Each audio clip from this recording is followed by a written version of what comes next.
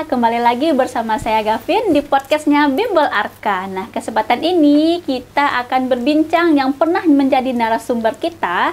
Nah, kalau Sobat Arka sempat lihat itu viewers kita naik karena ada beliau. Sobat Arka pasti sudah tahu, itu adalah salah satu pengawas atau pembina di Bimbel Arka, tepatnya di bagian asrama. Katanya part 2-nya kapan ini Kak? Kata netizen kita ini Pak. Nah, kita bakalan menjawab pertanyaan dari netizen inilah part 2-nya bersama Bapak G. Tanjung, salah satu pembina di asramanya Bimbel Arka. Sobat Arka, tetap stay tune terus sampai akhir nanti. Nah, tanpa berlama-lama Sobat Arka, kita akan berbincang di bagian part 2 ini. Ada hal yang menarik yang bakalan kita bahas bersama Pak Tanjung. Tanpa berlama-lama, selamat sore Pak Tanjung. Selamat sore Bu Gavin. Gimana kabarnya ini Pak? Sehat-sehat. Sehat walafiat, tambah gagah ya Pak ya, daripada betul. part satunya waktu Betul itu. sekali, mudah-mudahan. Nah, tadi kegiatannya apa saja nih Pak? Kegiatannya? Setelah ngapain aja hari ini Pak? Hari ini kita mengawasi anak-anak mau berangkat jasmani, kebetulan hujan tidak jadi jasmani. Tapi ada giat lain ya Pak ya? Ada giat lain. Seperti apa itu Kita Pak? bikin kadang-kadang gorong, membersihkan asrama dan kamar mandi. Nah, katanya labor kita lumayan penuh ya Pak ya, karena udah mendekati tes itu adik-adik. Betul sekali, cukup penuh kegiatan anak sekarang. Nah, ini part 2 kita untuk berbincang di podcast ini Pak. Kata netizen, lakukan part kedua lagi Kak Gavin katanya. Karena banyak hal yang beberapa pertanyaan yang sudah Gavin catat dari netizen kita Pak. Terutama untuk penambahan asrama cowok. Apakah itu benar atau tidak nih Pak Tanjung? Terima kasih, betul sekali Bu Gavin. Penambahan asrama cowok tidak jauh dari pusat Bimbel Arka ini, lebih kurang 300 meter. Sekarang sudah kita siapkan rumahnya sebanyak bisa menampung 70 orang. 70 Betul orang. sekali. Luar 70 biasa nih Sobat Arka. Udah 170 orang ya Pak ya? Betul kalau sekali, misalnya. 170 orang. Nah, dengan adanya penambahan asrama, otomatis ada alasan tersendiri kenapa bisa ditambah asrama kita nih Pak Tanjung. Betul sekali. Cukup banyak antusias untuk mengikuti Bimbel di Arka ini. Malahan ada yang dari luar kota, ada pun dari luar provinsi. Ada yang dari Kalimantan, dia mau langsung ke Bimbel Arka ini di pusatnya di mana tempat dia mau menimba ilmu. Ada juga dari Pekanbaru, ada dari Sumatera Utara, ada dari Bengkulu. Nah, beberapa daerah di luar Padang disebutkan Pak Tanjung nih Sobat Arka. Kira-kira siapa saja ini Pak peserta kita itu Pak? Apakah ada di asrama dari luar kota Pak? Betul sekali, ada di asrama luar kota di Kalimantan, dari Bontang. Dari katanya. Bontang ya Pak ya? Dari Bontang, bernama Nopal kalau nggak salah. Novel, benar sekali. Nah, kalau dari Bengkulu itu siapa itu Ada Pak Bengkulu, ada namanya Rian. Ada Rian, namanya Bengkulu. Ada dari Medan, namanya panggilnya lele-lele aja panggilannya. Karena orang Medan ya Pak ya? Karena orang Medan ada.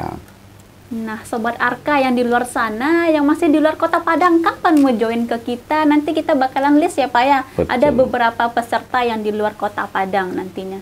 Nah, mengenai luar kota Padang ini Pak, sejauh ini di Kalimantan Timur pengen belajar langsung di Bimbel Arka. Kira-kira itu ada apa dengan Bimbel Arkanya nih Pak? Betul sekali. Pernah saya tanya langsung sama yang bersangkutan, kenapa harus di Bimbel Arka langsung ke pusat? Dia ingin langsung bertemu sama guru-guru di sini. Banyak kawan-kawan dia yang udah berhasil untuk menjadi ada yang taruna katanya. Makanya dia langsung ke sini untuk belajar di pusat Bimbel Arka. Nah, kira-kira gimana nih perasaannya Pak? Dari luar kota, terutama di Kalimantan Timur, belajar bersama dengan Bimbel Arka di Padang ini Pak. Betul sekali. Cukup banyak antusias sekali anak-anak ini belajar di Bimbel Arka di pusat dari sini. Sementara anak-anak kita Kota Padang juga banyak udah merata seluruh kabupaten di Sumatera Barat ini di Bimbel Arka ini. Kalau tahun kemarin itu mayoritasnya dari daerah mana nih Pak yang banyak lolos? Yang kemarin banyak lolos dari Pasaman Barat, dari Pesel, juga dari Kota Padang.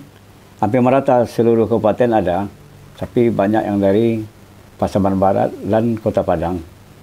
Nah, kira-kira asrama sekarang mayoritasnya dari daerah mana ini Pak? Sekarang mayoritasnya merata juga, sama juga dengan Bimbel Arka yang di pusatnya, merata. Tiap kabupaten ada. Nah, kira-kira Sobat Arka yang lagi nonton ini dari daerah mana dan kapan mau bergabung ke Bimbel Arka nantinya? Kita tunggu ya Pak ya, untuk dedikasinya bergabung bersama kita. Nah, pertanyaan lanjutan ini Pak. kalau misalnya asrama baru sudah ready ini, kira-kira dari pembina apa saja hal-hal yang terbaru yang akan diberikan kepada adik-adik asrama kita, Pak? Terima kasih. Asrama baru mungkin dalam 1 minggu lagi udah bisa ready, udah siap masuk anak-anak asrama. Kita siapkan dengan pembinanya yang handal, ya, terutama kedisiplinnya kita samakan dengan bimbel yang di pusatnya. Mudah-mudahan anak-anak cepat masuk, cepat bergabung. Apelnya tetap di pusatnya. Nah, kira-kira berapa waiting list yang telah tertera sampai sekarang itu, Pak? Sampai sekarang mungkin sudah lebih 80, sedang Sudah penampungnya lebih cuma 70. Nah, luar biasa Sobat Arka. Udah 80 lebih ya, Betul Pak sekali ya? 80. Nah, Mungkin ada lagi yang menyusul mungkin dalam minggu ini. benar sekali. Kuotanya 70 ya, Pak ya? Betul sekali. Nah, siapa cepat dia yang dapat ya, Pak? Ya, siapa cepat siapa dapat. Yang bisa dididik, yang bisa dibina, itu silahkan bergabung nantinya. Kalau misalnya tidak bisa dibina, diapain ini, Pak? Kita betul-betul kita bina sekali, ya. Kalau nggak sanggup kita bina, pasti sanggup kita bina. Yang penting anak itu ada kemauan. Ya, luar biasa nih penjelasan dari Pak Tanjung. Nah, waktu kegiatan apel malam ini, Pak, netizen kita sempat lihat ada video. Katanya kenapa harus ada apel malam di asrama Bimbel Arka ini, Pak? Betul sekali. Kenapa ada apel malam di Bimbel Arka? Karena di Bimbel Arka ini kita ada apel malam untuk melatih PBB-nya. Karena apa? Karena masuk di pendidikan nanti tidak payah-payah lagi dia mengikuti PBB, udah aman, ya, udah mantap, udah bagus, udah bisa. Nanti dia PBB. Jadi nggak payah-payah lagi karena PBB-nya sama kita ajarkan dengan lembaga pendidikan. Nah, boleh di-spill sedikit nih, Pak. Kira-kira PBB-nya apakah jalan di tempat atau ada PBB bergerak ini, Pak? Betul sekali. Kita ajarkan bagaimana hadap kiri, bagaimana hadap kanan, bagaimana haluan kiri, bagaimana haluan kanan. Apa yang dikatakan haluan, apa yang dikatakan hadap kiri. Dan juga penghormatan. Apa yang dikatakan penghormatan? Penghormatan adalah penghargaan seseorang kepada orang lain sesuai dengan adat istiadat orang Timur. Nah, sudah di-spill sedikit ini Sobat Arka mengenai kegiatan atau agenda pada saat apel malam. Nah, katanya waktu apel malam ada sebutan danki sama danton ya, Pak ya? Betul sekali. Berhubung dia ada 100 orang di sini, kita bagi peletonnya. Kita bagi 3 peleton, ton A, ton B, dan ton C. Kita bagi nanti 30-30. Nah, nanti ada danton masing-masing bergiliran tiap malam. Dan juga komandan kombinya. Kita ajarkan bagaimana cara melapor. Nah, kalau misalnya ada kesalahan cara pengucapan pada saat meriah baba, itu gimana itu, Pak, cara mengoreksinya, Pak? Ya, kalau ada kesalahan nanti setelah apelnya nanti kita uji coba lagi, kita ajarkan yang betul. Sebetul-betulnya, sepandai-pandainya baru kita laksanakan apel. Termasuk dankinya dari perempuan juga kita ajarkan. Semuanya harus bisa. Nah, berarti apelnya ada gabungan juga ya, Pak ya? Betul sekali, seminggu 2 kali, itu jam pimpinan. Nah, kalau pimpinan ambil apel harinya hari Senin dan hari Kamis. Yang ambil langsung pimpinan. Nah, kira-kira dari angka 100% ini, Pak. Adik-adik yang cewek sama yang cowok, sudah berapa persen tingkat bagaimana cara pengambilan apelnya ini, Pak? Udah 80% lah bisa. Bagaimana cara menghadap, bagaimana cara dipanggil, bagaimana cara keluar barisan, kita ajarkan di sini. Keluar barisan nggak sembarang keluar barisan, ada tata caranya. Nah, setelah apel malam itu ada kebiasaan menyanyikan lagu Padamu Negeri. Itu kenapa itu harus lagu Padamu Negeri? Ada apa nih sebenarnya, Pak Tanjung? Betul sekali. Setelah apel malam kita adakan doa. Doanya setelah apel malam berdoa mulai. Saya sahabat doa, kita bikinkan lagunya Padamu Negeri. Saya ingat dulu waktu dalam lembaga pendidikan, setiap apel malam, selesai apel malam kita nyanyikanlah Padamu Negeri. Mendengar lagu Padamu Negeri itu, kalau di apel malam itu, di SPN itu merinding bulu kita dengar. Kalau betul-betul serius nyanyikan Padamu Negeri. Nah, apakah ada dirijennya pada saat itu, Pak? Bagaimana? Apakah ada dirijennya, Pak, sebagai panduan nadanya? Ada. Cewek cowok ya, Pak ya? Cewek, cowok juga bisa. Nah, Siapa yang ngambil apel dari komandan kompinya. Berarti untuk binaan kita sama antara cewek sama cowok, tidak ada perbedaan. Sama, tidak ada bedanya. Nah, mengenai giat di asrama ini, Pak. Selama ini yang kita tahu hanya jasmani dengan program yang telah tersedia di Bimbel Arka. Kira-kira ada latihan untuk menembak nggak, Pak, untuk asrama kita sekarang? Untuk sementara untuk latihan nembak, karena anak-anak kita ini masih tahap bimbel, belum bisa kita ada latihan menembak. Karena menembak itu tidak sembarangan karena senjata api. Nanti mudah-mudahan anak kita ini berhasil lolos terpilih, nanti dia rasakan bagaimana menembak. Karena ada instruktur menembak kita dari SPN juga ikut bergabung di jasmani kita. Namanya Bribka Alek Doris. Nah, berarti pelatih jasmani kita dari SPN langsung, Betul benar sekali, ya Pak? Ya? betul sekali. Kebetulan beliau itu adalah pelatih menembak di SPN Parabesi sekian puluh tahun. Nah, luar biasa. Ini tunggu apa lagi nih Sobat Arka? Pengawas kita atau pembina dari SPN, basicnya dan jasmani juga dari SPN Polda Sumbar. Nah, luar biasa. Sobat Arka, kapan ini mau bergabung bersama kita dan bisa langsung dilatih sama pengawas dan pembina kita nantinya? Nah, setelah apel malam itu ada beberapa pertanyaan lagi ini Pak. Karena netizen kita lumayan banyak pertanyaan ini Pak. Ada beberapa pertanyaan, kenapa ini alasan handphone siswa kita ditahan dan disimpankan dulu ini Pak? Alasannya kenapa ini Pak Tanjung? Betul sekali. Setelah apel malam, sebelum apel malam, AP mereka itu kita simpan. Kenapa? Karena tidak larut untuk lihat AP, main game segala macamnya. Kalau setelah apel, mudah-mudahan nggak ada kegiatan supaya mereka itu belajar. Jangan asik main HP, karena itulah HP-nya kita tarik. Menghindari kerjanya yang bukan-bukan. Nah, kira-kira ini Pak Tanjung, setelah HP-nya ditahan, biasa kegiatan siswa asrama kita di jam kisaran 9 sampai jam 11 ya Pak ya? Betul. Itu apa saja kegiatan mereka Pak? Kegiatan mereka setelah apel malam kita berikan waktu sebanyak 25 menit atau 20 menit untuk belanja di kedai depan, tidak boleh jauh-jauh. Ya, karena apa? Karena ada yang jualan di depan bimbel itu, sate segala macam ada.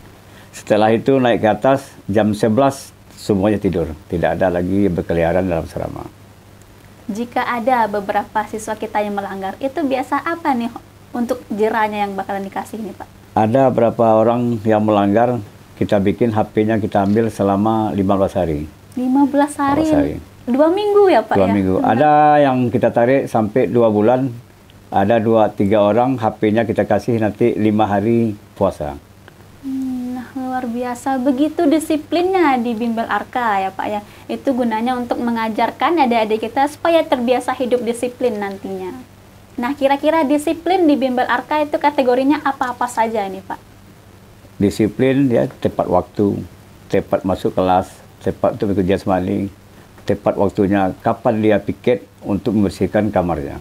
Kita ajarkan semua mulai dari bangun tidur sampai tidur kembali. Itulah kerja kita pengawas untuk menjaga anak-anak kita ini. Nah, dari keseharian Pak Tanjung sebagai pembina dan pengawas, kira-kira apa ini hal-hal yang bikin pembina menjadi dongkol ini Pak? Banyak yang menjadi dongkol, tapi kita semuanya adalah sandiwara semua. Banyak yang tidak mau bangun tidur, segala macam. Udah bunyikan sirine pun juga. Begitu kita umumkan yang terlambat, HP-nya kita tahan seminggu langsung mereka itu berhamburan semua. Kira-kira ada alat bantu nggak Pak untuk membangunkan mereka Pak? Kalau pagi itu ada tim lari paginya, ada Pak Al itu nanti dia bunyikan sirine nanti. Di dalam asrama itu semua bangun. Bangun setelah subuh langsung ke bawah melakukan olahraga pagi. Nah, kira-kira waktu adik-adik berkegiatan di asrama ini Pak, kira-kira dari Senin sampai Minggu itu hari apa yang bikin mereka paling tidak suka ini Pak? Yang paling tidak suka, ada beberapa hari yang tidak suka, kadang-kadang yang paling cemas itu pada hari Sabtu malam Minggu apel. Kenapa itu Pak? Takut dia kalau dia macam-macam, HP-nya kita ambil, dia tidak kita berikan PCR. Oh, di sini ada izin PCR juga ya Pak? Ya betul, mereka takut sekali semuanya bersih tepat waktu pada malam Minggu itu. Karena hari Minggunya mereka minta PCR.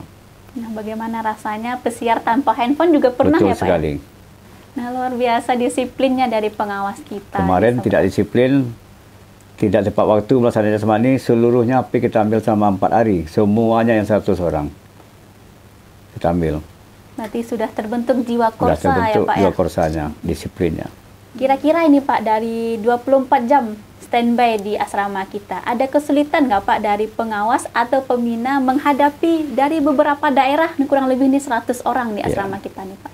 Kendala ada, tapi nggak berarti kendalanya. Kita 24 jam di asrama itu, kita kebetulan ada kamar di asrama, kita monitor selama 24 jam.